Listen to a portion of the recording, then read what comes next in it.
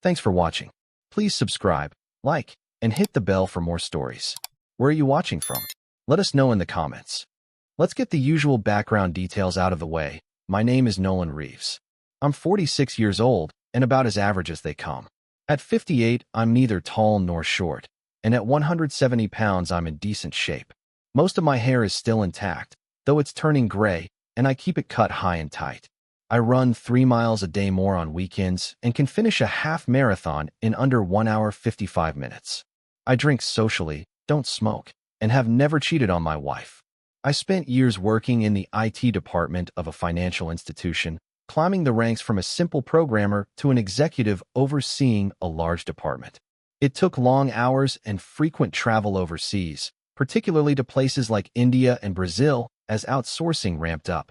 And yes, that part was rough. Watching close friends lose their jobs to cheap labor never sat well with me. What the corporation didn't know was that I had been quietly setting up opportunities for our best employees elsewhere. Over the years, I built a strong network of industry connections, and now that was paying off. I negotiated excellent retention and severance packages for my team, ensuring that those who stayed the required training period walked away not just with a solid severance, but also a substantial bonus. Because of my contacts, I had set it up where 3 weeks after the layoff, they would start another job at a similar company with the same or better pay than what they had. If leadership ever found out what I had arranged, I would have been let go on the spot. As for me, I negotiated a deal where I also received a very lucrative package, and the company bumped up my time of service to actually let me retire. I then just had to leave for 7 months, and they would take me back at my present salary, but at a lower level position. All I had to do was mentor the new management team. One extra side benefit was that I could work remotely. My office was basically any place that had an internet connection. What resulted was my being at home all day and night and working about 4 to 6 hours over a 24-hour period. That is a pretty sweet deal. Since I was home, I assumed the primary role of housekeeping, shopper, laundry worker, and cook. I didn't mind. As for the past 19 years, due to my long work hours, all that work fell on my wife, Megan. She never complained, really, but I always felt guilty. My doing this now for the past 4 years has made me feel much better. I still don't feel I have made amends, but it is a start. Megan is my wife of 21 years. She is 42 years old and a beauty. She is 55 and 120 pounds. I met her 23 years ago on the beach. It was a Bo Derek moment. She was just coming out of the water and did one of those head moves, whipping her hair back, and I was on the sand watching her every second. She had on a one-piece suit that fit her so well, high cut on the sides, low cut on the top, and oh, that moment. Turn the clock forward 19 years and 2 kids later, and she is still a knockout. Megan works downtown for one of the remaining large insurance corporations. She has been there since we married. Her schedule is pretty solid, as she leaves for work around 8:30 each morning and is home at 6:10 each evening. 4 times a week, she uses her lunch or spare time to work out at the company fitness center. It could be a class like yoga, or it could be the elliptical or treadmill. She showers and then gets home at about the same time as non-workout days. She rarely has a girls' night out, but once every few months she will have dinner and a drink after work with a few of her close friends. It is always at a local restaurant and not a club, and I have an open invitation to join that I have used often. Now here is where my story begins. We fell into quite the routine regarding my wife's return home from work. She would always make a beeline to the kitchen table and drop her backpack in the left chair at the end farthest from where we sat for dinner. The table seated 6, but since the kids had long moved out, we only used one end closest to the appliances and counter space. The far end became a place for mail and her bags. She would say, "Hi, hon," and then either follow it with a short statement of "Today sucked," or "What a great day." Her next move was to make this simple announcement: "I am going up to change." My immediate reply would be, "But I love you just the way you are." She would follow up with, "Oh, you're so cute," and then walk over to me and give me a quick peck on the lips and head upstairs. Upstairs, she would wash her face, removing her makeup. She would then put her hair back with some sort of headband and finally put on her comfies, as she called them, and then sit down with me and chat about the day. While she was upstairs, I would make some sort of pre-dinner cocktail. It was that way every workday for the last 4 years until today. Today was just a tiny bit different, but it was enough out of the norm for me to catch. At the time, I had no idea what it meant, if anything, and I just let it go, as I didn't know what to say or why I would say anything. What happened today was, instead of the little peck on the lips, I got an air kiss, the kind you see on TV shows where two women who don't really like each other meet at some social engagement, and they just ever so lightly pucker their lips and smack the air near each other. It was that quick little gesture. But what I also noticed as she quickly breezed by was the usual light scent of her perfume, but also a very unusual light scent of cigarette smoke. That didn't hit me as anything wrong, but since she has never come home from work with any kind of smoke smell, I found it strange. You can't smoke in the building at her place of work, nor on the grounds. Restaurants and bars are all now smoke-free. The only time she smelled of smoke was when she went to the casino, and then it would be a knock-me-over smoke smell. Megan was once a smoker, but that was well over 20 years ago when we dated. She came from a family of smokers, while I was from a non-smoking family. She quit sometime during our engagement, as she felt awkward and uncomfortable smoking around my family.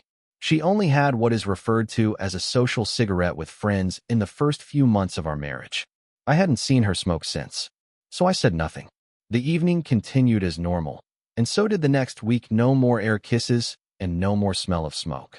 But then it started to happen again. Not every day, but more often. It started to get to be several days a week, but there was no exact pattern. It wasn't like every Monday, Wednesday/Friday, it was just random. Still, I let it go.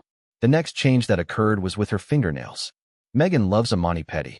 It is her escape for a few hours where she is pampered and comes back relaxed and feeling pretty. I can't remember the last time she polished or filed or trimmed her own nails. Every other week or on demand, if we have a social event, she goes to the salon. She does not get the long fake nails you see on some women. Megan always prefers what she called a natural length. She once had the long fake nails when she was a bridesmaid. She couldn't stand it, as she could not type, use the phone, and she feared breaking a nail. The pain associated with tearing off your fingernail terrified her. After the wedding, those nails didn't last the week. So imagine my shock when she came home this time with long fake nails, not flaming red, as you may think, but a natural look or color yet long. Again, I didn't say anything.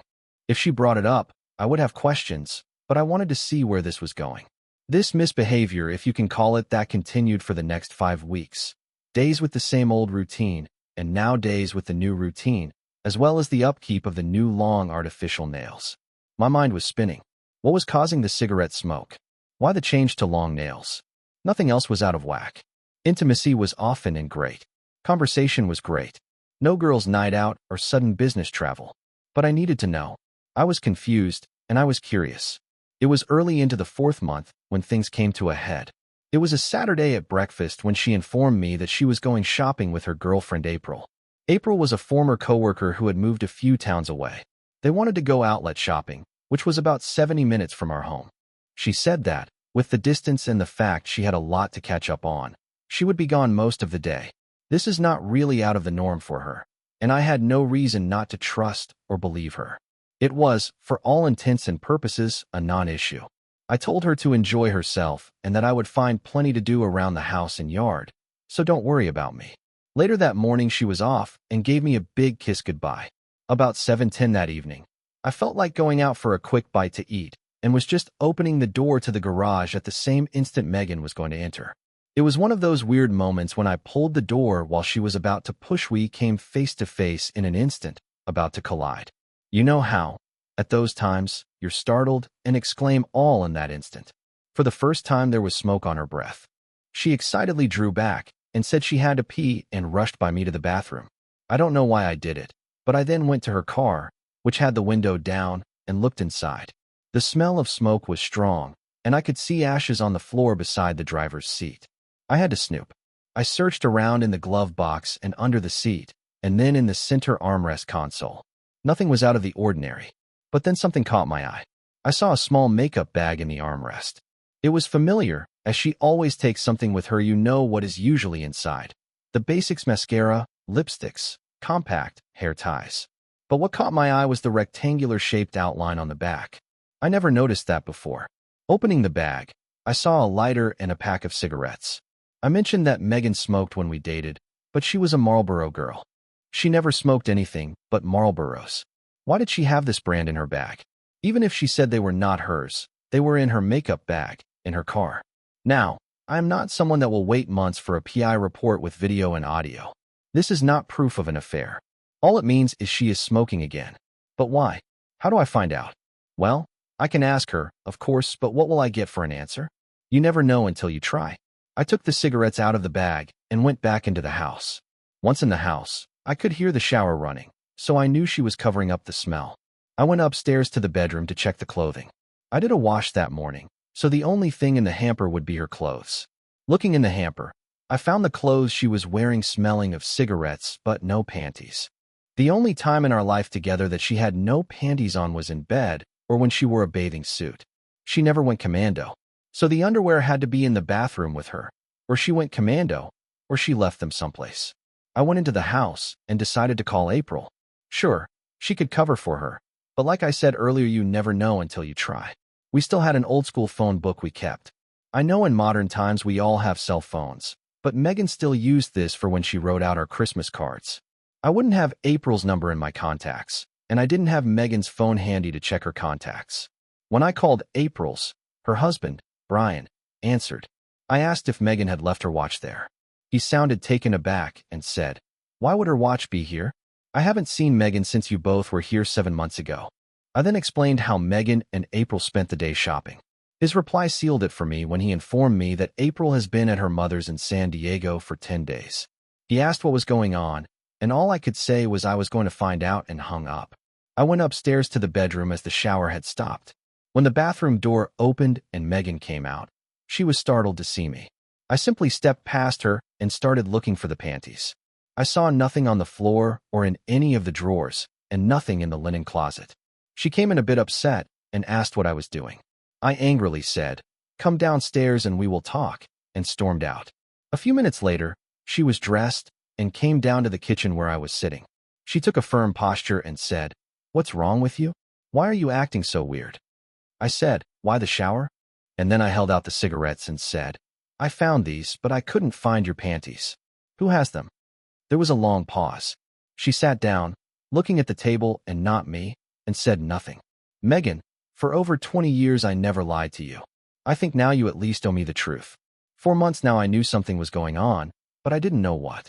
There is the faint smell of cigarettes, the long nails, the avoidance of the kiss when you get home from work, and now the lie about April and the haste to shower. I know April is out of state visiting her mother. I called. What has been happening at work has finally escalated to the point of you telling me lies so you could spend a day with him, whoever he is. Time to come clean. Up until now I thought I knew my wife. I fully expected the denial and anger, and her somehow coming up with some story and turning this all on me, as if I am a controlling and manipulative person. Instead, what she did next came as quite a shock. With tears in her eyes, she slowly reached out and took the cigarette pack and lit one up. After a long drag, she exhaled and said, "Sorry, but I need this." She then began to tell me her story. I actually found her calmness unsettling. "It all started about 7 months ago," she began, "when I was assigned to work with the mergers and acquisition team. The company had plans to enter into the healthcare market, and with my former positions in the legal department working with the lobbyists and my experience as the chief of staff for several former departments, they felt I would be a great addition to the team. It would be more clerical and research than I do now and offer excellent visibility, no promotion or pay raise now, but it would really set me up for the near future. Later that week, we were all told to meet in the boardroom for the introductory meeting and hold a kickoff, a meet and greet sort of thing, and then receive our assignments. That is when, I guess you can say, the trouble started. As soon as he walked in, I was struck. It was an instant attraction. I felt like I was hit with lightning. I saw you. I saw you just as you were when you were 30 years old. He had the same hair, same face, and same mannerisms. It was like I was transported back in time with the exception of being bigger. Was you bigger? I asked. Well, he is like 6 feet tall and broader. But remember, you also had a firm and strong physique as well. You were and are just shorter, I guess. But he is bigger, I said, intentionally insinuating, not in height. Her look told me all I needed to know. It's not like that, honey. That's not what I was after. I love you, and I love how we are intimate. Just go on. I don't want to hear about your affair partner. She let out a gasp, took another drag of the cigarette, and continued. I stared at him the entire time, not hearing a word of the presentation. He would catch me looking, but he paid no attention to me. I was just another person at the table. For some reason that pissed me off. I somehow felt like it was you that was not interested in me. I must have lost my mind, because at that time I felt that I had to take the initiative, and I had to win you over. It was, again, like when we were young and dating, and I did everything I could to keep you. It was like I was losing you. About 3 weeks went on, and I did everything I could to gain his attention, but he was very professional and treated me no different than anyone else. I didn't know what I was going to do. Then something happened that gave me my window of opportunity. The director said we would form small teams that would work on individual assignments, and then every other week we would regroup as a larger team and report on our progress. I knew the person who was to determine who paired up, and I asked if they would put Owen and me together. Owen who? I asked. Owen Blake, she said. Owen Blake, that is the guy who took my wife. Yes, I mean no. Yes, his name is Owen Blake. But no, he didn't take your wife. I was the aggressor, and I am and I will always be your wife. We'll see about that. She shuddered a bit, took another drag, and then continued. Once we were paired up, we spent all day together. I just kept seeing you, and again in my fantasy world we were transported back in time. I must have been insane. I don't know. But again, the more he just acted like I was a common coworker, the more I felt I was losing you. You had no interest in me. I turned up the flirting. I would touch his hand, his shoulder. I would sit closer and give him what I thought were sexy looks. He never said anything, but I noticed he didn't remove my hands. She finished the cigarette and lit another. What about the smoking? Have you been a closet smoker all these years and just got careless? I asked. As we worked closely together, I learned Owen was a smoker. He took frequent breaks, and when he came back I could smell the smoke. One day when he was going for a break, I asked if I could go along. I said we could continue to discuss the project while he had his cigarette. Since there is no smoking allowed on company grounds, we would go across the street to the small cafe. We would get a coffee and then sit outside at the park. One day he saw me staring at him while he smoked, and he apologized and asked if his smoking bothered me. I told him no and mentioned that I was once a smoker but quite a long time ago. This continued on for a few more weeks, and then one day I figured that if I smoked, then maybe we would have some connection, we would have something in common. I asked him for one of his cigarettes. That is what got me smoking again. I moved my workout time from noon to later in the day, so I would shower at work using the fitness center before coming home. But on days when we had later meetings, I couldn't, so I guess those are the days you started smelling smoke on my clothes. The nails? I asked. At some point when Owen and I were at the park smoking, I saw him looking at me, and it was the look I had been waiting for. He showed an interest. His gaze was the same I see you give me when you are just daydreaming about something, and when I catch you looking it makes me feel attractive and want it. I just smiled at him and said, "What?"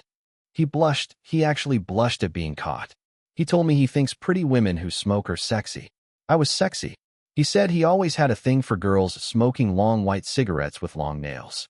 Now, at this time I didn't have long nails, and we were smoking his brand of cigarettes, Newports, which have a cork filter.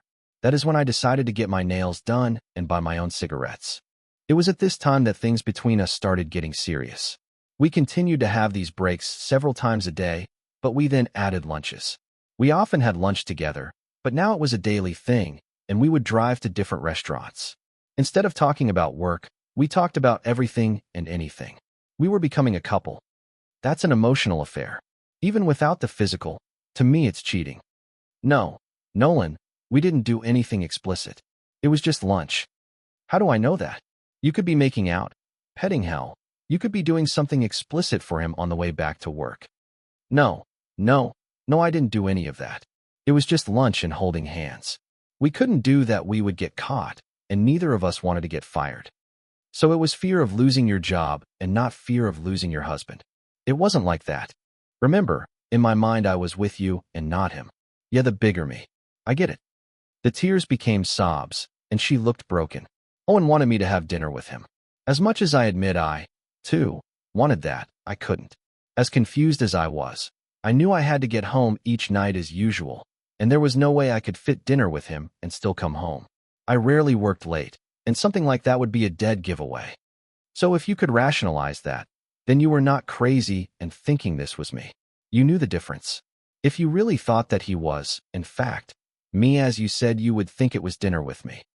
Now I sound crazy. So at that time, no matter what state of mind you were in earlier, you were now as sane as can be and were worried about being caught in your affair. I guess you're right. So today was your answer to not doing the dinner date. You knew how trusting I was, so you made up the shopping trip so you could have a full day with your affair partner. Yes. I am so sorry, Nolan. I don't know why I did it, and I won't do it again. I will end it right now and do whatever you want me to do so we can make it right. I love you, Nolan. Megan, I don't love you now. I love the Megan that I first met, the Megan that I married, the Megan I knew up to months ago. The Megan in front of me now I don't love. What you did was wrong, but let's face it, it's who you are. I am no shrink, and I never studied people's minds. But I believe the reason you were able to cheat is the fact that it was always in you and bound to come out, if not now, then tomorrow, or next year, or maybe another decade. This crazy idea about a younger me is just some stupid excuse. I mean, a really far out there stupid excuse. It was a younger me? Really? Do you think I am that stupid? You really insult my intelligence beyond belief. For whatever reason, you wanted to cheat, and you saw some available young stud and set out to get him. That is the truth. You are a cheater, plain and simple. Nolan, honey, I wasn't thinking. I really don't know what I was thinking. And really I will stop. I won't cheat again. I compare a cheater to someone with a compulsion, right or wrong. That is my analogy. At birth, a person doesn't know they have it. They can have a little of something often for years and keep it in control. But at some point one becomes too many, and it consumes them. They can get help and stay steady. But for some, they fall off the wagon, as they say, and it starts all over. There is sadness and remorse. Then they again get steady and can stay that way, but then again some will revert back, and the cycle starts all over. I really don't believe you can fix it. You live every day just keeping it under control. So how do I know that this will be a one-time thing? How do I know you won't have some relapse? Seriously, how do I know that you won't cheat again at some unknown point in the future? It won't happen again. You have to believe me. Please give me the chance to prove it. You say it won't happen again, and you say you are sorry. I honestly believe you. But what neither of us really knows is, can you or are you capable of controlling it? Somehow you have the cheating gene. And even if you were strong enough to control it, I am not strong enough to live in that fear or under that shadow of doubt. Every day I would look at you and wonder if today is the day. Every time I see a change in your behavior, I will think you did cheat. Whether you did or not wouldn't matter. Then there is the fact that you were physical with someone else. I don't know what you did, and honestly I don't want to hear about it. But the mental images that run through my mind disgust me. I kissed your lips, where had they been? I was close to you. But now I can't help wondering if I was just part of something else. I don't know, but the thought lingers. Should I ever be intimate with you again, would you be thinking of me or of him? Does he kiss better than me? Will you wish I was taller, stronger, do the things in bed he did? I would lose any arousal, even if I were able to get one in the first place. When I look at you now, I get permanent, nothing, and sick to my stomach. I think I would perform better now with protection and a street escort. You have ruined not only what we had, but ruined me inside for what I fear will be a long, long time. This was the only time ever. There were no second chances. He wasn't better at anything than you. It's over. Megan, for more than 19 years I gave you what you wanted, emotionally and financially. Now it's gone. The large house with a professionally manicured lawn and the large in-ground pool we never use. The summer cottage on the shore we used to rent before and after we had kids, you just had to own it for sentimental reasons. The new house we just had built for our retirement, you insisted we do it now as an investment. So when we were ready to retire, we had a place closer to the cottage and had that equity built up the place we'd grow old together and watch the grandchildren you so wanted. We haven't owned it a full year, and now it's gone. But most importantly, you have lost the respect of your family. What will the kids and our combined brothers and sisters and cousins and aunts and uncles think of you once this all comes out? I'm not going to go all out and fight and try to make you out to be some evil person and try to leave you penniless and beat Owen. It wouldn't work anyway, as we live in a no-fault state. I have no idea how this all works, as I am not a divorce attorney, but I hope we can just split everything 50-50ths. It sucks for me, as I did nothing to deserve this. And yes, it is my wish to divorce and not yours. But as bad as pride and ego can be, I am not going to stay with you and become roommates. Hopefully, We can agree to sign over the cottage to the kids so it stays in the family. Together, we work out some schedules so we all get time there, and we won't have to worry about seeing each other. This house is going to be sold anyway next year. We just move up the schedule. The new house in Vermont is another story. Not sure what we would get out of that, if anything. So we can discuss if you take it and pay the mortgage, or do I keep it and pay the mortgage? Your job has you locked here in Connecticut, but mine would allow me to live out of state. I don't see me having to pay any alimony, as we both make equal pay, but there is always the risk you get some devil of a lawyer or some judge sees it differently. Let's agree to also try and keep our own 401k. As you know, we each need that. But again, if it has to be split, so be it. We still each walk away with a good amount. By the way, if you think you have some long-term relationship going with Owen, then think again. You yourself said when you met, he showed no interest. It was only when he finally realized you had presented him with the opportunity for some free and easy physical time that he responded to your advances. What young guy, with the morals to be with a married woman, would turn you down? Sure, now that you will be available doesn't change anything. He will continue to be with you for as long as he wants.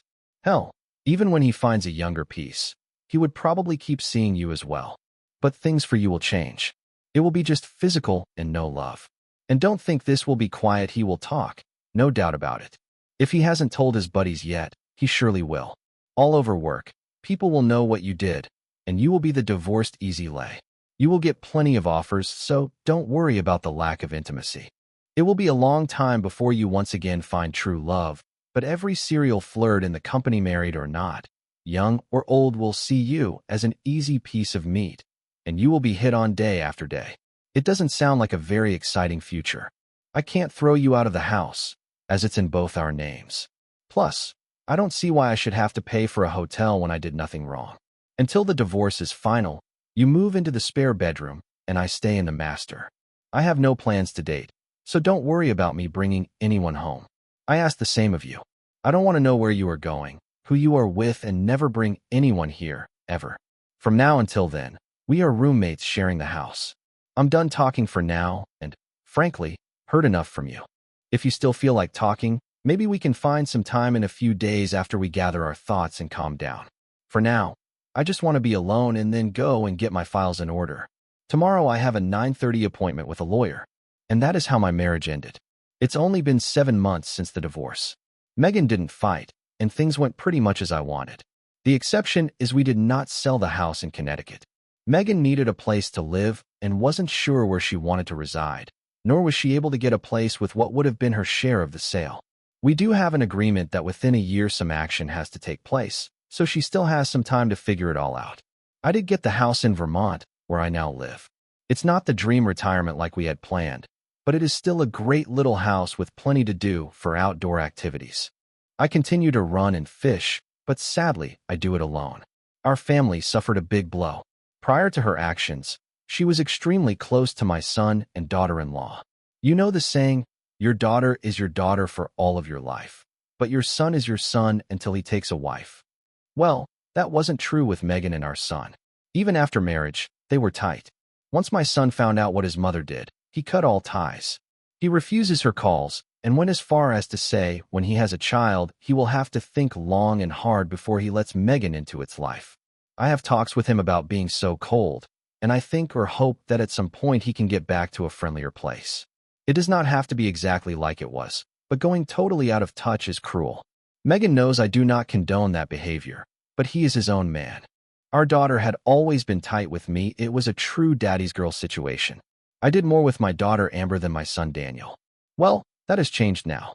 She rarely speaks with me except to call and tell me what a jerk I was for divorcing Megan. She blames it all on my stubborn male ego and tells me it is my insecurities that wouldn't just let this pass. She's right, but that is who I am. Pity. Am I losing anything? Well, no. But my daughter just lost her share of my assets. Everything I have given to my son, who stood by me. So my daughter can now have her mother's assets. Megan calls me often, but not to beg for forgiveness or to reconcile. It is really the only way she gets any info about our son, and in return I learn what's going on in my daughter's life. Our mutual friends keep us informed about each other since she doesn't tell me about what's new in her life, and I don't tell her anything about what I am doing. She knows I am not actively looking for her replacement, and I know that she is waiting for me to make the move to reconcile. She tells everyone that she knows she screwed up big time, and she wants us to get back together. She feels if she so much as goes out for lunch with a guy and I find out, then she would be cheating and ruin her chances. We are divorced, so that is not true, but if she wants to remain celibate, then that is all on her. I don't see myself with her ever again. My imagination often goes wild, and I picture her with Owen, and the anger and pain start all over again. No one can tell me when it ends or how to make it end, but until then I am where I am, and she is where she is. About 13 months later, I had just finished cleaning up from dinner, something that takes but a few quick minutes since it is now always dinner for one, when I was startled by the doorbell. I say startled because, since I have been living here this past year, it has only been rung when a delivery guy rang the bell, signaling that he had left a package, and I was not expecting any delivery. I made my way to the door, and upon opening it, I was surprised to see my daughter, Amber. "Hi, Dad." In shock, I just stared at her, saying nothing, until she broke the silence. "You going to invite me in?" Sure, sorry, hon. I just didn't expect you, and you really caught me off guard. Please, come in." She scanned the place quickly and went to the sofa and took a seat. "I'd offer you something to eat, but I don't really have much to offer. Want a drink?" I was going to grab a beer and watch the news. "Sure, I'll have a beer. Whatever you're drinking is fine." I went to the fridge and grabbed a couple of local IPAs, saying, "So what brings you here after so long?" I wanted to say I'm sorry, and using the phone would be too impersonal. "Sorry? I think I am the one who should be saying I'm sorry, Dad. We all screwed up. I have been talking to Daniel." I interrupted. "You've been talking to your brother, really?" "Yes. These past few months we've talked a lot, and well, I think we're back to where we were before, you know, the divorce." "That makes me feel good, hon. I really hated what happened between you and your brother just because of what happened between your mother and me. Dad, the divorce really trashed our family. I'm not saying that to make you feel bad, it's just that it wasn't just you and Mom that got divorced. The way our emotions took control, the entire family divorced. You divorced Mom. I divorced you. Daniel divorced Mom. And Daniel and I divorced. We broke up the family. This past year has been miserable." That's an interesting way to put it, but it's true. We all let the anger and emotion run wild, and it was a long time before I realized the damage that had taken place. I have called all of you, even your mother, and tried to keep in touch. I know, but our calls were clinical, almost businesslike. It wasn't like before. You called, but I really didn't participate. Daniel never called Mom and rarely called me. You were the only one making any kind of attempt. But, to be honest, it wasn't an attempt to reconcile. It's like you as well as us were just going through the motions. So what brought this on? How did you and Daniel reconnect? It was our birthdays this year. I sent Daniel a card, and he sent me a card. There was no call, no cake, and no gift. It was just a simple card with a simple signature. It hit me hard. I thought back to all of the great happy parties we had and how my grandparents on both sides were so big on family. Family first, our grandpas would say. If they were alive, they never would have allowed us to drift so far apart so quickly. So just as I showed up here, I paid a visit to Daniel. I thought he would throw me off the porch, but instead he nearly crushed me to death with his hug. I wish I was there to see it. We talked all night. It was a come-to-Jesus moment. We both realized we shouldn't have taken sides. It was a tough time, Dad. It all happened so fast and caught us off guard. She continued, "I understand he is just like you, and he understands I am just like Mom, but that is no reason or justification for how we reacted. Talking with Daniel helped me see that what Mom did has nothing to do with my views of a woman's rights. What she did was infidelity. She broke her wedding vows. Her right to do what she wants doesn't mean that cheating on a spouse is acceptable. If she wanted to experiment, she should have discussed it with you first and asked for a divorce. As hurtful as it would be, she would at least not have been deceitful. And that story she gave you, yes. Mom told me about that. She has never been someone that could think fast on her feet. I guess that shows she is not a seasoned liar. Your mother never lied to me except for this one time. Sure, there were some misdirections, as I call them, but that was nothing like this. I guess that is something that really added to the shock. It was so out of character for her. What about Daniel? Daniel was quick to realize that he was being unreasonable. He let his anger get the best of him, and his dissing both Mom and me was over the top. Just because I had sided with Mom doesn't mean he has to ghost me. We have had disagreements before and always decided to agree to disagree. This could have been a similar reaction, and that would have allowed us to talk and come to terms much quicker than we did. I think what helped us both reconcile was neither of us was looking to accept what Mom did. We both agree it was wrong. Where we disagreed was the end result of divorce. He feels you did the right thing, and I feel you were too quick to pull the trigger. I would accept it. Amber Dash, Dad, hang on, I'm not finished. We actually know that even though this affects us as a family, the decision is really with you and Mom. We got too wrapped up in this and took things to an extreme. We just have to accept the fact that the divorce happened, but it doesn't mean we have to lose our parents. We gave up on you guys. You both never gave up on us.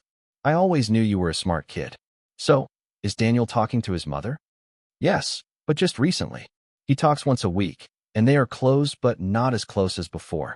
He is not angry, if you know what I mean, but he is still bitter. I honestly feel that very soon he will warm up more. But what scares me is if Mom does start to move on and date, I don't know how he will react, as he can see that as a signal that it really is over. I mean, he knows the divorce ended the marriage, but if he sees her with another man, it is like a final blow. Well, it's bound to happen sooner or later. Your mom is a beautiful woman and quite a catch. Owen should be happy. Cheap shot, Dad. He hasn't been around at all. Mom has seen no one since that day. What a waste. That actually pisses me off more than if she had fallen in love with someone else. I mean, to throw away a marriage for a one-time physical encounter. Dad, don't go there. Saying stuff like that isn't going to do anyone any good. She's not dating anyone. She loves you. So, no more experimenting, as you called it. No, Dad, like I said, she hasn't dated or been out at all with anyone. Why not? You know she loves you, and you aren't dating anyone. Amber, I told you it's over. I know she loves me, and I love her, but I can't get over what she did, so any attempt on either part won't work. You say you talked to her. What do you talk about? House stuff, mostly like the furnace wasn't working, so she asked me who to call and if I would review the estimate. Also, we had been updating the house, so she recently asked about hardwood floors for upstairs and, again, who to call and what would be a fair price. She also kept me up to date about you, like your recent promotion. I did call you to congratulate you, but I just got your voicemail. You never called back. I'm sorry about that, Dad. But that's it. Just house talk? Yes, just house stuff and catching up on you kids. She filled me in on you, and I gave her info on Daniel. She says you never asked to see her. That's right. I don't ask her, and she doesn't ask to see me. Would you? Why? Why would I see her if I have no intention of getting back together? Why mislead her or give her false hope? Just wishful thinking on my part, I guess. I know she wants to talk to you to explain why and see if you have any spark left for her. She says you never gave her a chance to explain. I know I didn't.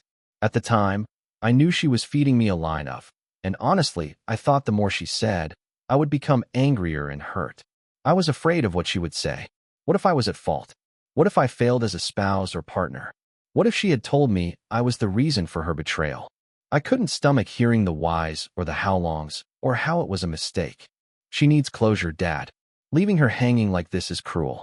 If you do love her, can't you at least give her some time in person? It may do you some good as well. You are just existing and not living. You just work, do your run alone, and then sit at home. Me being cruel? I'm not harassing her.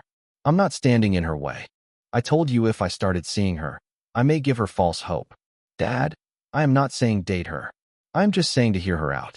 You can express your feelings, and she can do the same. If anything, you can tell her flat out but nicely why you never wanted to hear her side. You can tell her you won't date her. You can tell her to date others. You can say whatever you want. But please, if not for her sake or your sake, would you do it for me? Let me think about it. No promises, okay? I love you, Dad, she said, and she gave me a hug. We spent the next few hours catching up on her social and work life, and I filled her in on what little I have done since the divorce, which surprised even me how little I did. She was right again. I exist, I don't live. I suggested she spend the night, but she had to be at work early the next day, and work for her was about a 3-hour drive from my place, so we said our goodbyes. I thought how lucky I was to have her back in my life. About 2.5 weeks later, on a Saturday, I received a call from Megan. Hello, Megan. Hello, Nolan. Sorry to bother you, but the John Deere isn't working. I needed to mow the lawn, but it just won't start. Who did you use for service? Did you call Mark or Doug to come over to check? Mark and Doug are longtime neighbors. Yes, that's the first thing I did. They checked the battery and the fuses, and everything looks good. They are the ones that said I need a pro to take a look. Okay, I use Summit Small Engine in Manchester there right off Maple Avenue. It could cost you about $340, but they do good work, and I always felt they were honest and only did what was needed, never padded the bill. Thanks, Nolan. Just one more thing, how do I get it out of the shed? I tried to push it, but it won't move. You need to break off and disconnect the transmission. You're kidding. How am I to disconnect a transmission? Easy. It's a small narrow rod shaped like an upside-down L just below the seat, facing the back. Just pull it out and it is disconnected, and the tractor will move freely. You just push it to the driveway, and the guy that shows up does the rest. I can't push that big thing. Ask Mark or Doug. They should have done that for you while they were there. Well, they left. I guess I could wait and call them again, or you could do it. Me? I am 3 hours away. Why would I drive all the way there to just push a tractor a few yards to the driveway? It would help me out, and you don't have to leave right away. We can talk, and maybe even have dinner. Nolan, we haven't seen each other in a year. I would really like it if you came. Is the tractor really dead? Conveniently, yes. Have you spoken with Amber recently? I bet she is behind this. Yes, Nolan. She was just over yesterday and asked if you had called. When I said no, she pretty much told me the ball was in my court, and if I was to see you, I had to take matters into my own hands. So please, it can be just this one time, and I promise I won't bring up anything you don't want to talk about. If I say anything that makes you uncomfortable, just tell me to stop, and I will. Tomorrow I will leave early and be there before noon. But, Megan, just you, okay? No kids, neighbors, or anyone else. Of course. And thank you, Nolan. It means a lot to me. She sounded so sad as she spoke, and I wondered if I had made the right decision.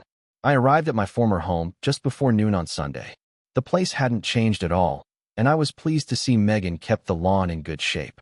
The flower beds she loved so much were also well cared for, and the color of all the plants was vibrant in sharp contrast to my dull, gloomy expression.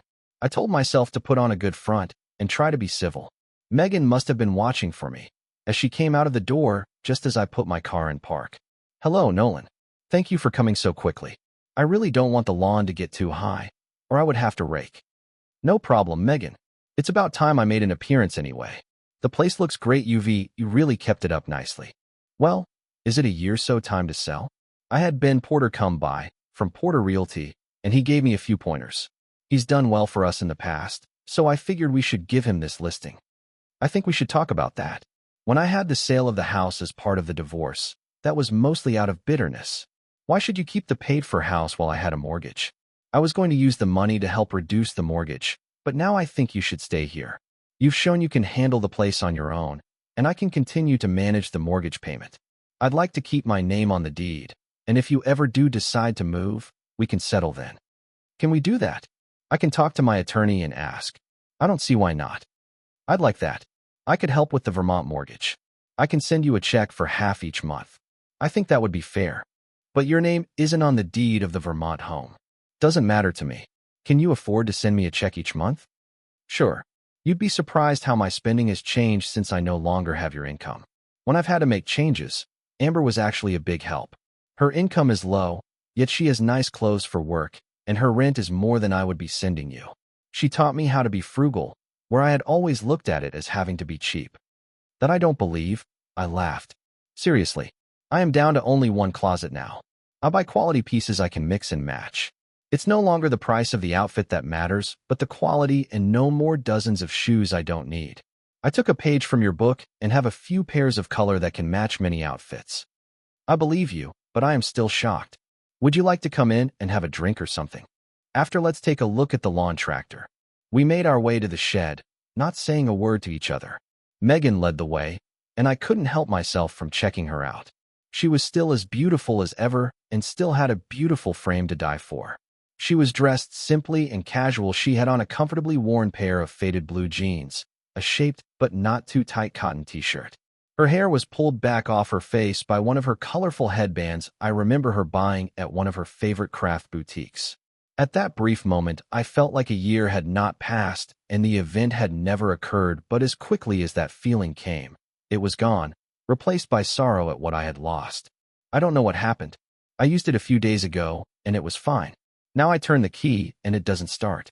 Mark and Doug both tried, and they couldn't figure it out either. Are you okay? You don't look so good. No, I'm fine, just lost in thought for a minute. Let me try so I get a better idea of what's going on.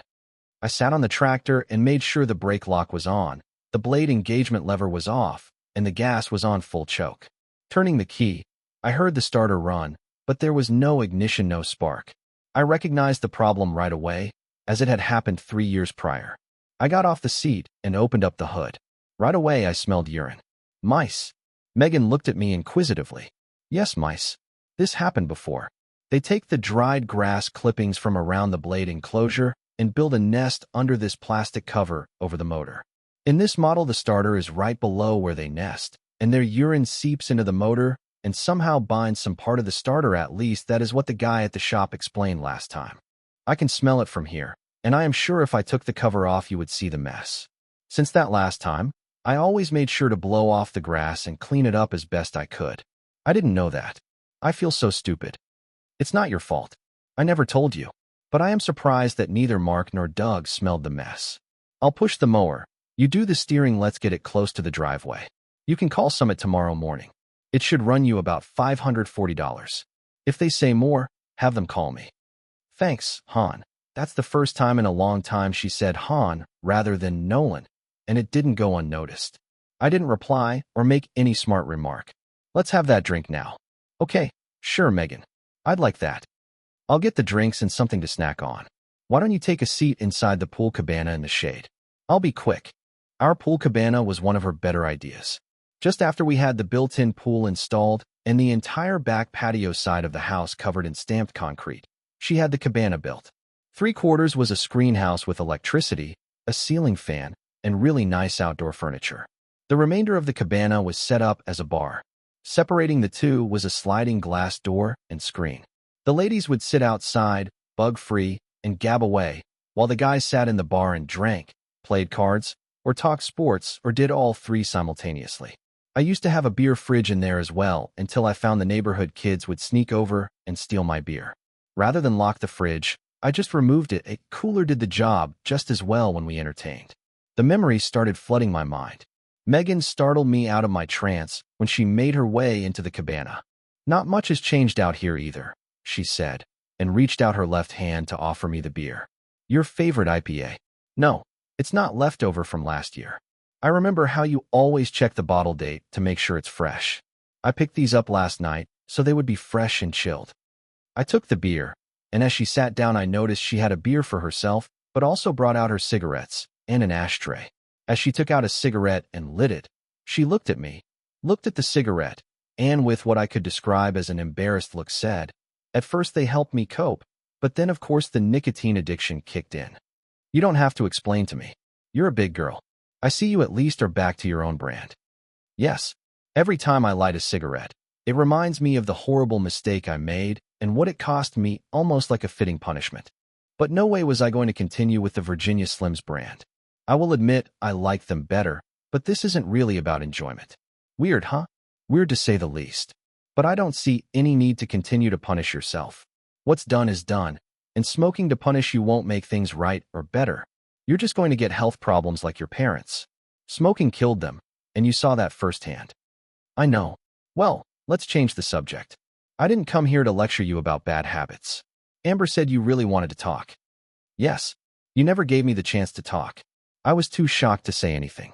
For a year now, I've had everything contained and building inside, and I don't think I will ever get closure if I never get the chance to tell you how I felt then, why I did what I did, and how I feel now. Will you let me, please? That's why I am here. Amber explained it to me very well.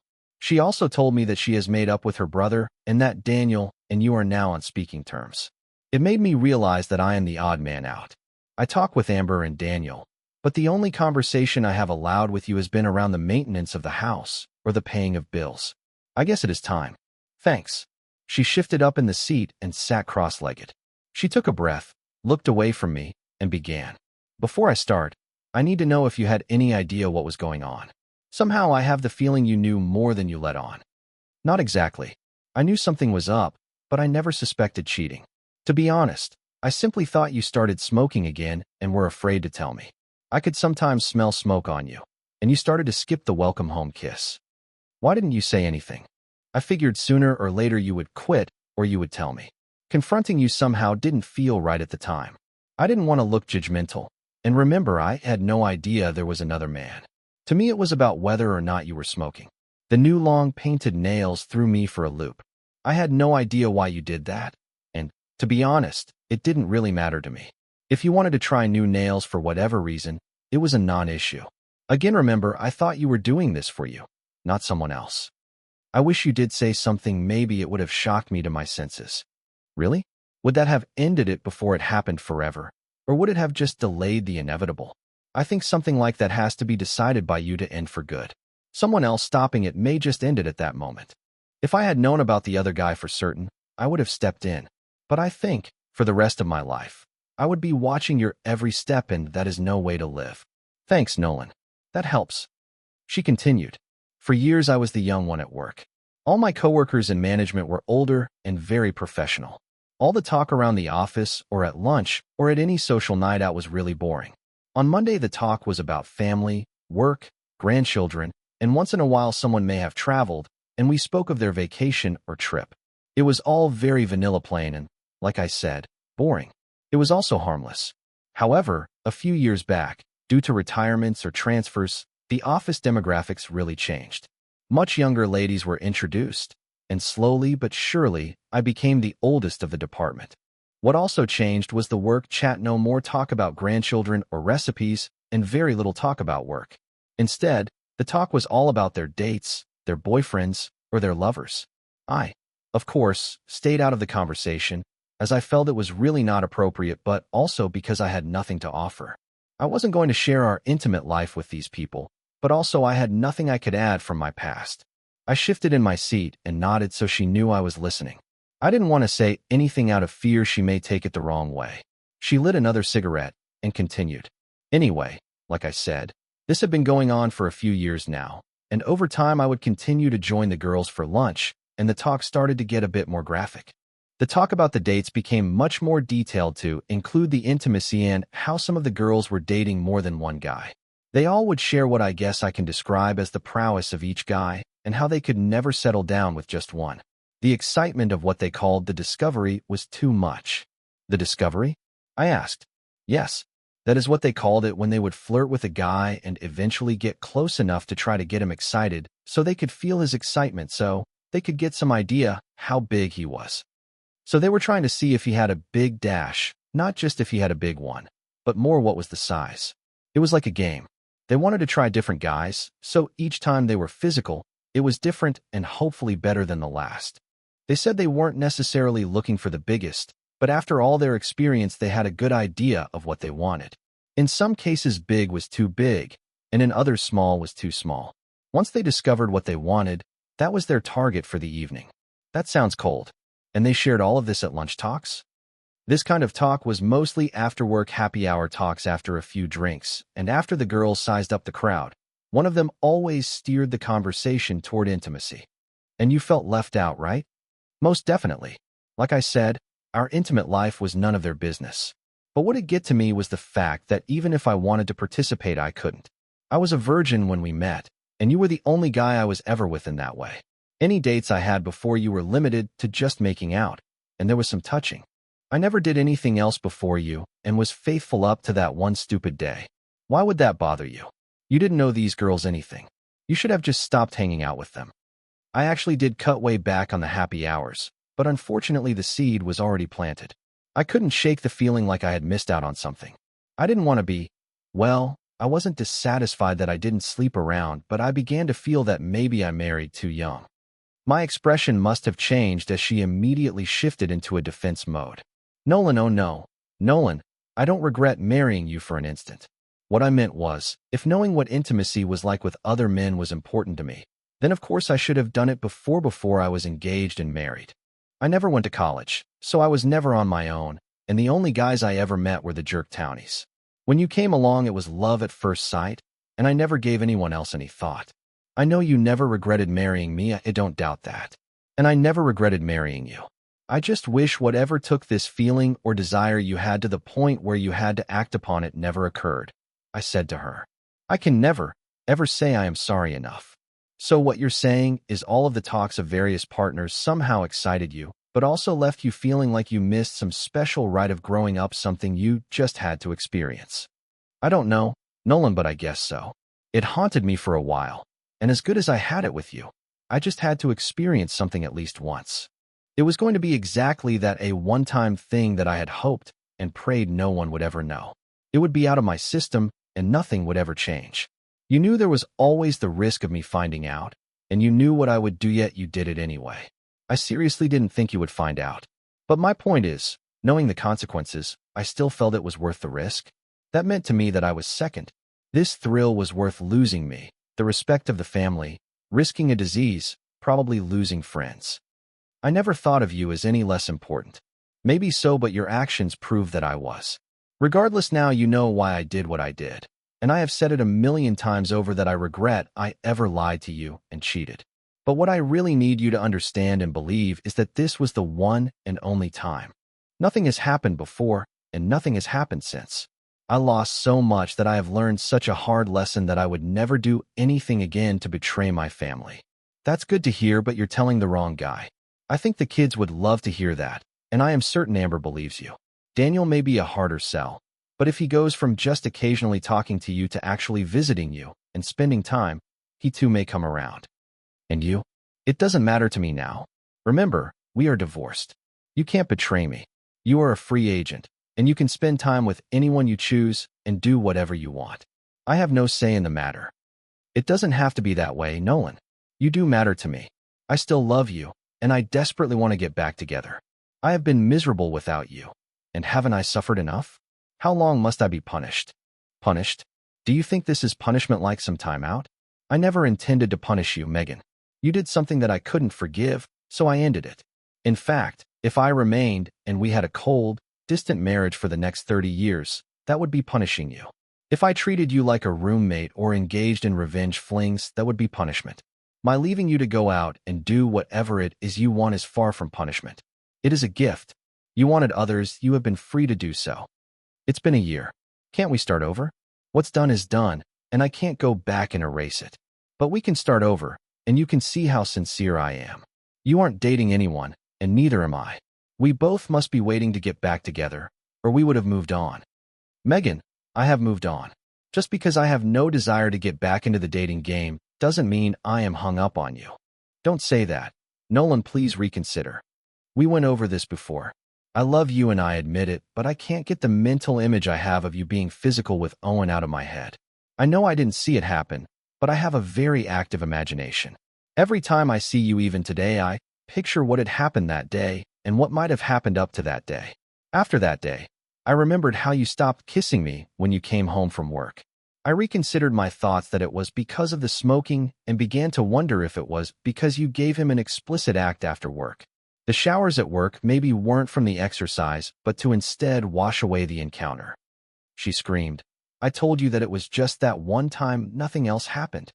I'm not trying to make light, and I am not making excuses. I'm just telling you how I felt and how I reacted. I had a moment of weakness. I let the talk get to me, and I couldn't live with the curiosity any longer. God knows I shouldn't have, but I acted on it. I'm not the saint you think I am. Yes, I am no longer your virgin bride. Some guys, including yourself, think of me now as damaged goods. A moment of weakness, you're not the only one, you know. So what? I don't care about other guys and their cheating wives. I'm not talking about other guys. What do you mean? I don't understand. You were with Jenna for over 2 years. You don't think I didn't have thoughts about her and how I compared? 2 years together is a long time and a lot of intimacy. You were only 18 when you met, and I know your drive. You had 2 years of intimacy every day and every way. Your sister-in-law, Elena, told me all about her. She even had the nerve to show me her wedding album just so she could point out the pictures of Jenna in her bridesmaid dress, dancing with you, kissing you.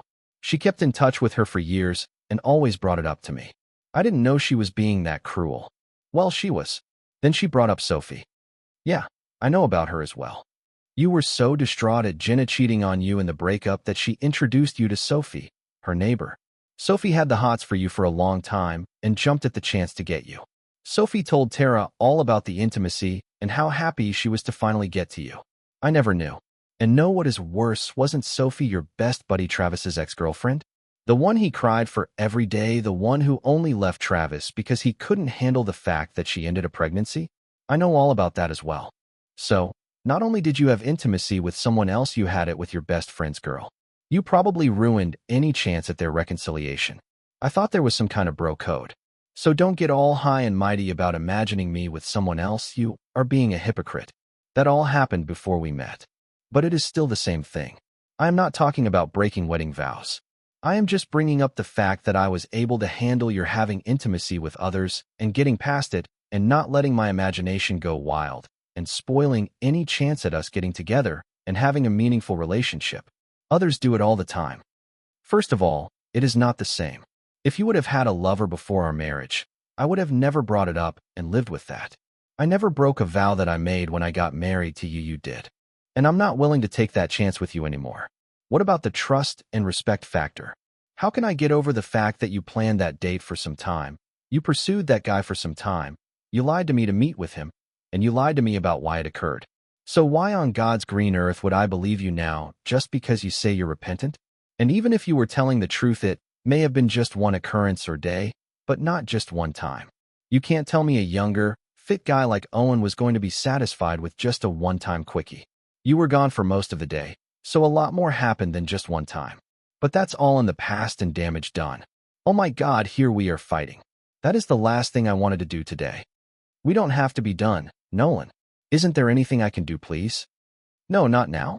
Like I said a year ago, maybe we could date and see what happens, but I am not ready.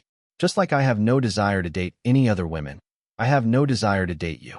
You are one of many divorced women out there, but I will tell you that you are by far the best, and you do have a lot to offer.